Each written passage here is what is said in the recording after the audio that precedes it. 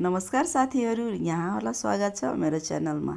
आज फेरि नयाँ डिआइवाई लिएर आइसकेको छु यहाँहरूको माझमा।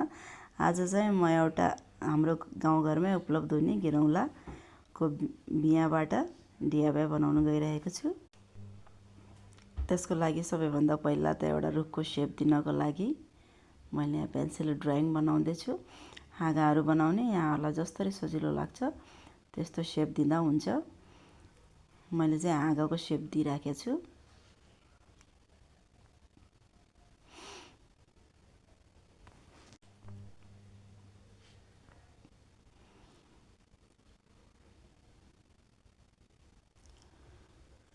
हाँगाहरू तयार हुँदैछ। यो हाँगाहरू तयार भइसकेपछि हेर्नुहोस् है, सबैलाई हाँगाको सेपमा दिएँ मैले।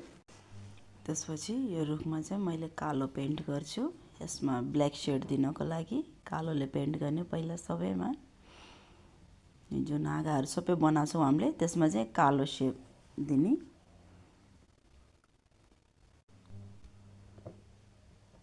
त्यसपछि यो गिरौँलाको बिया हो। अब यसबाट चाहिँ हामी यो रुखको पातहरू बनाउँछौँ। त्यसको लागि चाहिँ फेभिकोल लगाउने। फेभिकोलमाथि चाहिँ यो गिरौँलाको बियाहरूलाई टाँस्दै जाने।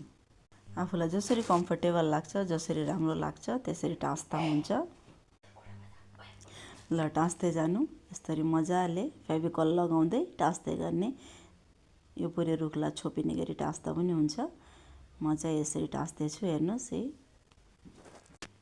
फेभिकोल लगाउने अनि टाँस्दै जाने।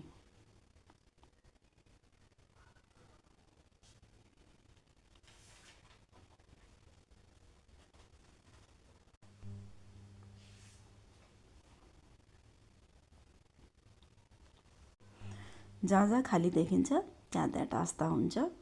बाक्लै टाँस्दा पनि हुन्छ। म चाहिँ अलि पातलै टाँसिराखेको छु। ल हेर्नुहोस् त, एउटा रुख बनेर तयार भयो। हाम्रो घर गाउँमै पाइने गिरौँलाको बियाले कस्तो राम्रो रुख रेडी भयो। यहाँहरूलाई मेरो यो आइडिया कस्तो लाग्यो, मन परेमा लाइक, सेयर, सब्सक्राइब गरिदिनु होला। धन्यवाद।